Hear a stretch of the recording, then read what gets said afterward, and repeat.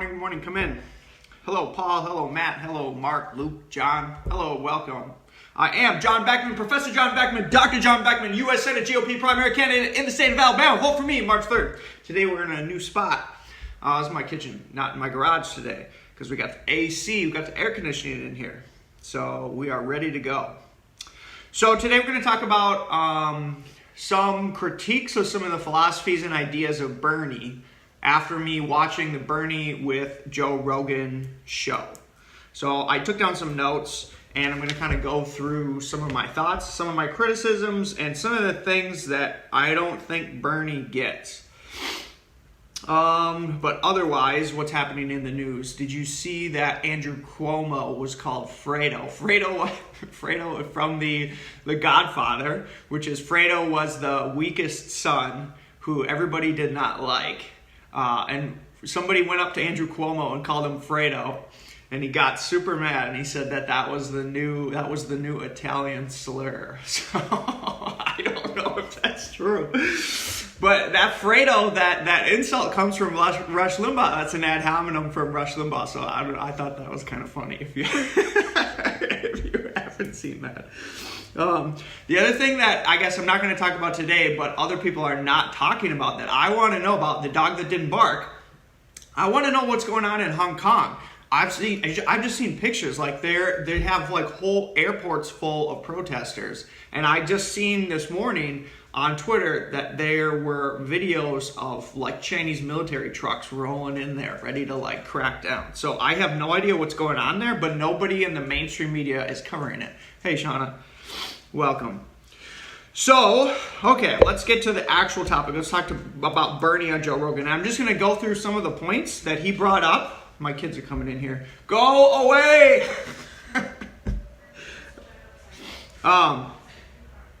So one of the things that Bernie thinks, which I completely disagree with, and I feel like this is such a pessimistic way of life, such a pessimistic way to see reality, is Bernie thinks that money always wins. So every time you see him talking, he complains about the rich people because he feels that the rich are like using their money to suppress and like destroy people who don't have money.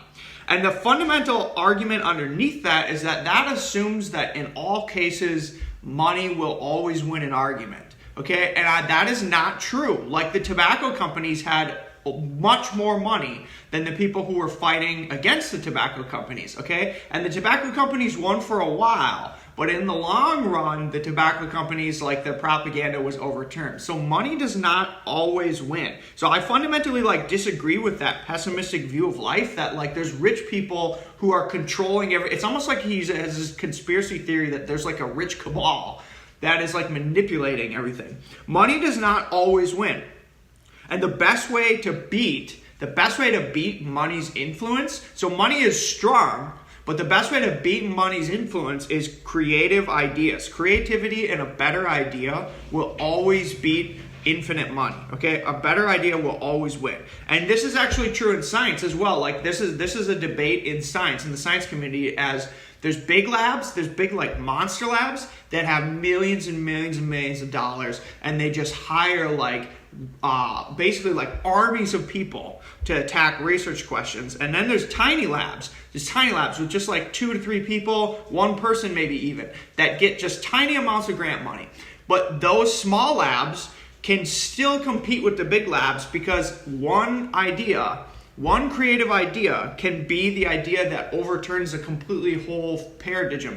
One idea can be the solution to the problem, and one idea always originates from one person, okay? So at least originally, I understand the concept that ideas are standing on the shoulders of giants, you're never in a void, you're always influenced by other people, but one idea always originates from a person's mind, okay? That's why I was talking about the importance of self-reliance and independent thought. And if that one idea is good, if that one idea is really good, that one idea can beat armies of people who have all kinds of money, okay? So my philosophy is much more optimistic. I believe that creativity can beat basically the influence of money. But Bernie doesn't. Bernie always thinks that it's impossible to beat the influence of money. Okay, Bernie also he's got these weird, strange, conflicting views on expertise. So he talks about, for climate change, he wants to assemble like the best and the brightest scientists, quote unquote, the best and the brightest, and get their viewpoints on how to act on climate change, okay? So the philosophy of the best and brightest assumes that there is a subset of people who is smarter than everyone else and kind of like knows what's going on. And I actually tend to side on that argument. I do think that there are people who are smarter than other people. But then here's the interesting part about Bernie. Is when Bernie's talking about climate change, he talks about how he wants the best and the brightest, quote unquote, best and brightest. But then when he talks about making his cabinet, when he says who's going to be, Joe Rogan asks him, who's going to be in your cabinet? Like, how are you going to appoint people to help you? He says his cabinet is going to be assembled from like blue collar workers, which to me, like, I got nothing against the blue collar worker. Like, and I'm from a blue collar town. Like, I like blue collar people.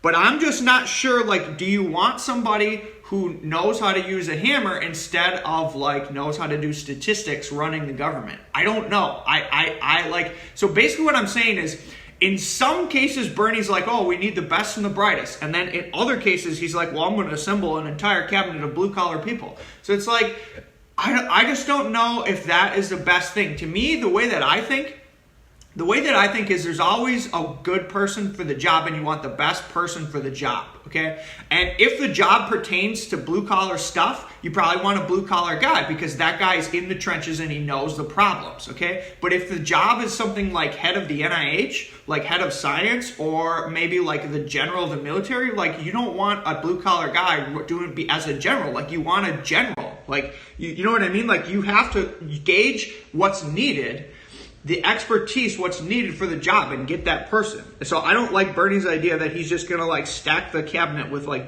a bunch of blue collar people. And I got nothing against blue collar people. Okay, minimum wage ways.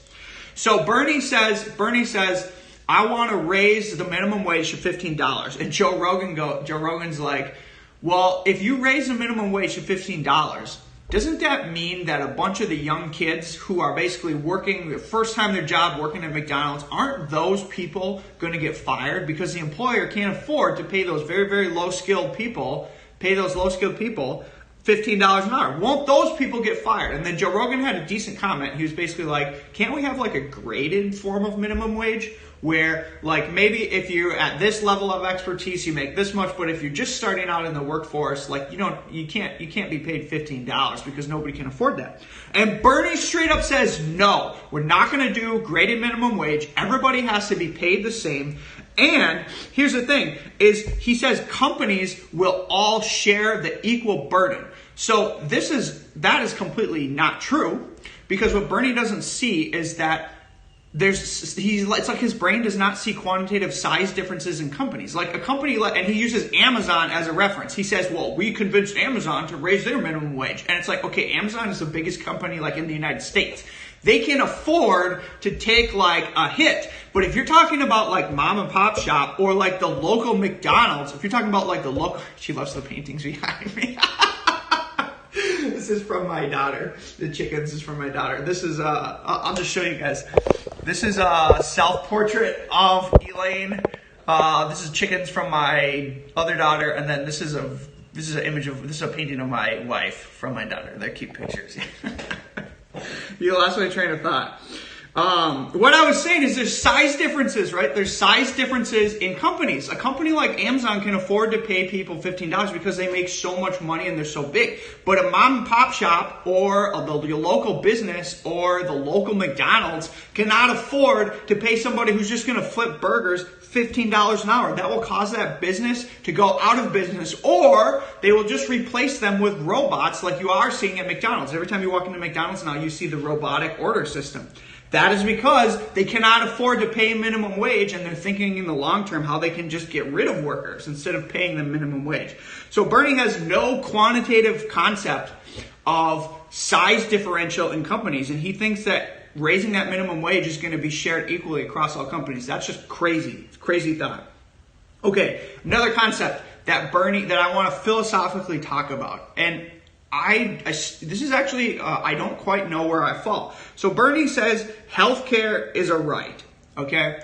And I get the argument and I get the understanding that if we are a modern society, we don't want people to not have health care. Like, everybody wants people to be healthy. Everybody wants people to have access to the doctor. I get that. Like, I get we want to be, in a sense, like, we want to be helpful to everybody and we want to be able to provide that. But then the other side of that is, like, we don't necessarily have all the resources to do that. So let me talk about that argument, healthcare as a right, from the Rand Paul, Ron Paul, Jason Lewis perspective, straight up libertarians.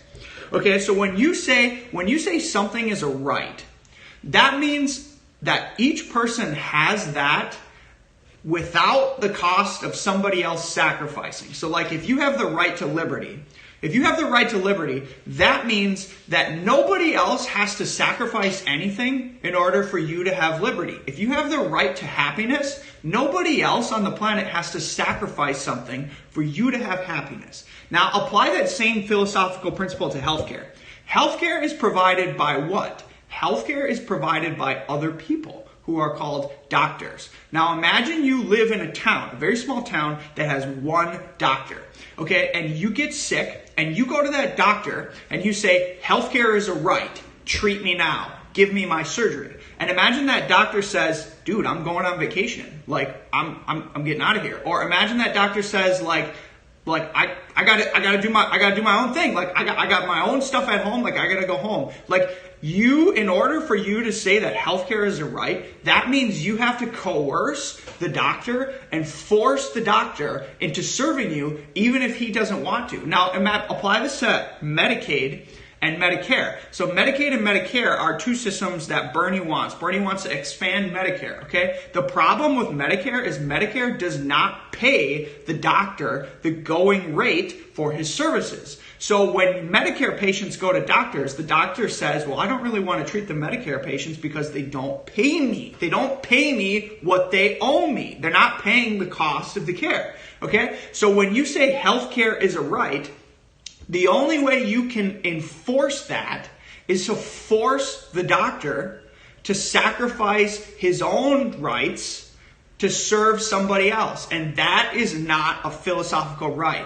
I fundamentally do not agree that something that requires the sacrifice of another person can be considered a right. Okay? So that's just my philosophy on that.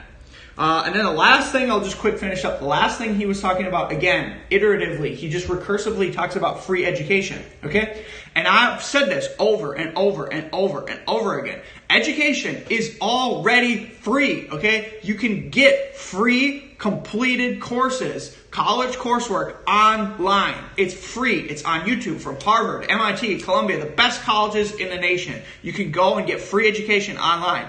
The problem is not free education or student debt. The problem is accreditation, okay? We need to figure out a way to give people credit for the self-acquired knowledge that they have. That is the problem. So Bernie going on like a broken record that we need to free education and we need to increase all these taxes to pay for free education. No, we already have free education. We need to figure out a way to credit self-acquired learning. That's the problem. He's not even talking about the right problem. Okay, now I can take questions if anybody wants to take questions. I'll try to scroll through here.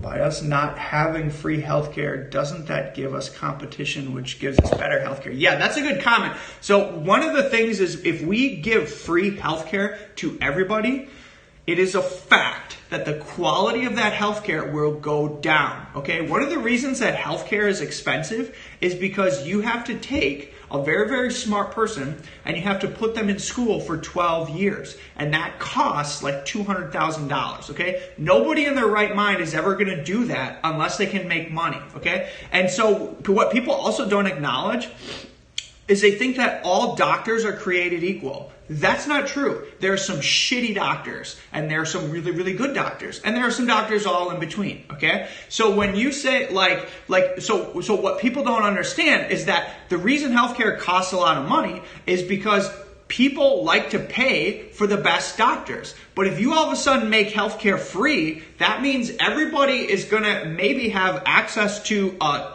quote unquote doctor, but maybe that doctor then only went to school for like 5 years. Maybe that doctor is actually on the lowest of his rung in the class. Maybe he's actually the dumbest doctor you've ever met. Maybe you're actually smarter than that doctor. So like, it's one thing to say, well, we're going to give free healthcare to everybody, but you cannot ensure the quality of that.